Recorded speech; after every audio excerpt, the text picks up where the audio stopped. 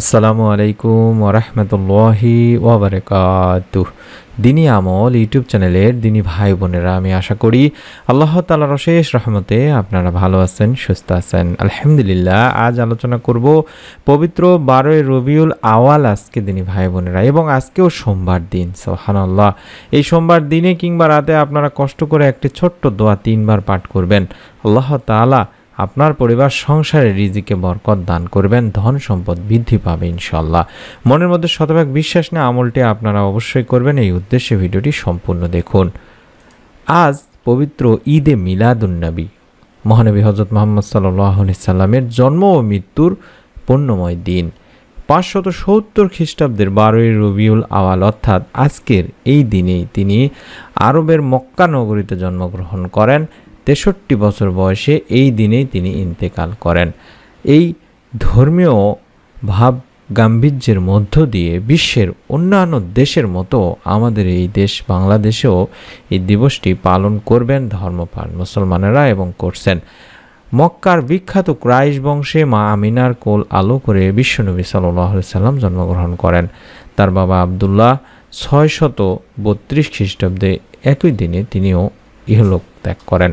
জন্মের আগেই রাসূলুল্লাহ সাল্লাল্লাহু আলাইহি সাল্লাম তার বাবাকে হারান এবং 6 বছর বয়সে তিনি মাতৃহারা হন।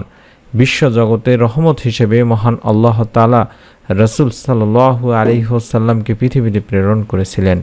এ কারণেই তাকে রাহমাতুল লিল আলামিন বলা হয়। সারা পৃথিবীর মুসলিমদের কাছে দিনটি অত্যন্ত পবিত্র ও মহিমান্বিত।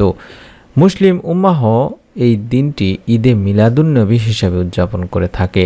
অর্থাৎ পবিত্র ঈদে মিলাদুন্নবী উপলক্ষে আমরা এই আমলটি করতে পারি আজকের দিনে কিংবা রাতে, সোমবারের দিনে কিংবা রাতে। কারণ সোমবারের দিন বা রাত এই আমলটি করলে বা যে আমলগুলো করা হয়, আল্লাহ তাআলা তার মনের নেক আশা পূরণ করে দিয়ে থাকেন, আমলগুলো কবুল করে থাকেন, দোয়া কবুল করে থাকেন ইনশাল্লাহ। কারণ সাপ্তাহিক আমল পেশ করা হয় এই সোমবার দিনে ও বৃহস্পতিবার দিনে। হাদিস শরীফে এসেছে এই দুইটি দিনে আল্লাহ রাসূল সাল্লাল্লাহু আলাইহি সাল্লাম রোজা রাখতেন। আবু হুরায়রা রাদিয়াল্লাহু তাআলা আনহু বর্ণনা করেছেন, আল্লাহ রাসূল সাল্লাল্লাহু আলাইহি সাল্লাম বলেন, প্রতি সপ্তাহে সোমবার বৃহস্পতিবার আল্লাহ তাআলার কাছে আমল পেশ করা হয়, তখন আল্লাহ তাআলা তার মুমিন বান্দাদের ক্ষমা করে দেন।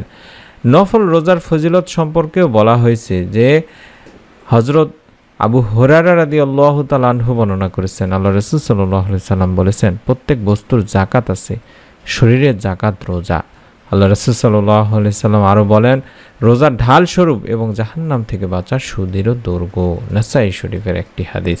শুধু তাই নয়, হযরত আবু সাঈদ খুদরি রাদিয়াল্লাহু তাআলা আনহু বর্ণনা করেন, রাসূলুল্লাহ সাল্লাল্লাহু আলাইহি সাল্লাম বলেছেন, যে ব্যক্তি আল্লাহ তাআলার জন্য একটি রোজা রাখবে, আল্লাহ তাআলা তার মুখমণ্ডল দোজখের আগুন থেকে 700 বছরের রাস্তা দূরে রাখবেন। সুবহানাল্লাহ। শুধু তাই নয়, হযরত আবু দারদা রাদিয়াল্লাহু তাআলা আনহু ও হযরত আবু উমামা রাদিয়াল্লাহু তাআলা আনহু বর্ণনা করেন, রাসূলুল্লাহ সাল্লাল্লাহু আলাইহি সাল্লাম বলেছেন, আল্লাহ তাআলার জন্য পালনকৃত একটি রোজার ফলে জাহান্নাম ওই রোজাদার ব্যক্তি থেকে আসমান জমিনের দূরত্বে অবস্থান করবে, অর্থাৎ আসমান ও জমিন পরিমাণ দূরত্ব অবস্থান করবে। সুবহানাল্লাহ, সুবহানাল্লাহ।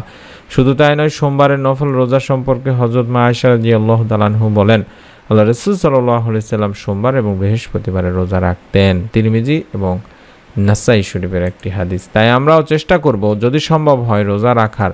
পবিত্র সোমবার দিনে রোজা রেখে আমরা এই আমলটি করার চেষ্টা করব। এবং আজকে যেহেতু 12 রবিউল আওয়াল, আজকে সোমবার দিনে কিংবা রাতে যারা রোজা আছেন তারা ভালো, রোজা না থাকলেও আপনারা যখনই ভিডিওটি দেখবেন তখনই আমলটি করার চেষ্টা করবেন। যে দোয়ার আমলটি করতে হবে এটি অত্যন্ত কার্যকরী একটি দোয়ার আমল। কোরআন হাদিসের আলোকে দারিদ্রতা অভাব দূর করার চমৎকার কিছু সহজ আমল আছে, যেগুলো আমরা যদি নিয়মিতভাবে আমল করি, আল্লাহ তাআলা আমাদের অভাব অনটন দূর করে দেবেন, ঋণ মুক্তির ব্যবস্থা করে দেবেন এবং অবশ্যই রিজিকে বরকত দান করবেন। তেমনই একটি দোয়া আমি আপনাদের কাছে শিখিয়ে দিচ্ছি। যারা ঋণের মধ্যে আছেন, বিশেষ করে ঋণ মুক্তির জন্য আপনারা এই আমলটি করতে পারেন, রিজিকে বরকত লাভের জন্য আপনারা এই আমলটি করতে পারেন।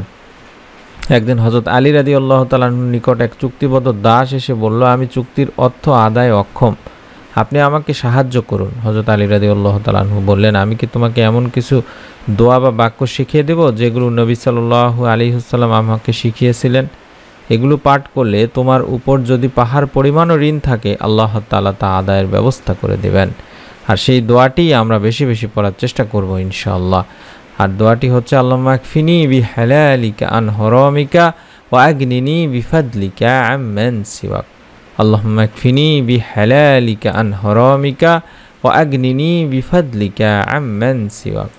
আল্লাহুম্মা আকফিনি বিহালালিকা আন হারামিকা ওয়া আগনিনি বিফাদলিকা আম্মান সিওয়াক। এভাবে অন্তত আমরা 3 বার এই দোয়াটি পাঠ করব। এই দোয়াটিতে আমরা যেটি বলছি যে হে আল্লাহ, আমাকে এতটুকু পরিমাণে হালাল রিজিক দান করো যা আমার জন্য যথেষ্ট হবে এবং হারাম অর্থের কোনো প্রয়োজন হবে না। তুমি ব্যতীত আর সবার থেকে আমাকে অমুখাপেক্ষী করে দাও। এই দোয়াটি পড়ার জন্য আপনাকে কিছু নিয়ম অনুসরণ করতে হবে। অর্থাৎ এই দোয়াটি পড়ার আগে আপনি অন্তত 11 বার দরুদে ইব্রাহিমটি পড়ে নেবেন, বা আমি যে স্ক্রিনের মধ্যে ছোট্ট দরুদটি দেখাচ্ছি আল্লাহুম্মা সাল্লি আলা মুহাম্মাদ ওয়া আলা আলি মুহাম্মাদ, এতটুকু আপনারা অন্তত 11 বার পড়ে নেবেন এবং 11 বার পাঠ করবেন আস্তাগফিরুল্লাহ আস্তাগফিরুল্লাহ আস্তাগফিরুল্লাহ। তারপরে যে দোয়াটি শিখিয়ে দিলাম অর্থাৎ আল্লাহুম্মা আকফিনি বিহালালিকা আন হারামিকা ওয়া আগনিনি বিফাদলিকা আম্মান সিওয়াক। আল্লাহুম্মা আকফিনি বিহালালিকা আন হারামিকা ওয়া আগনিনি বিফাদলিকা আম্মান সিওয়াক। আল্লাহুম্মা আকফিনি বিহালালিকা আন হারামিকা ওয়া আগনিনি বিফাদলিকা আম্মান সিওয়াক। এভাবে আপনারা 3 বার পাঠ করে 2 হাত তুলে আল্লাহ তাআলার কাছে দোয়া করবেন।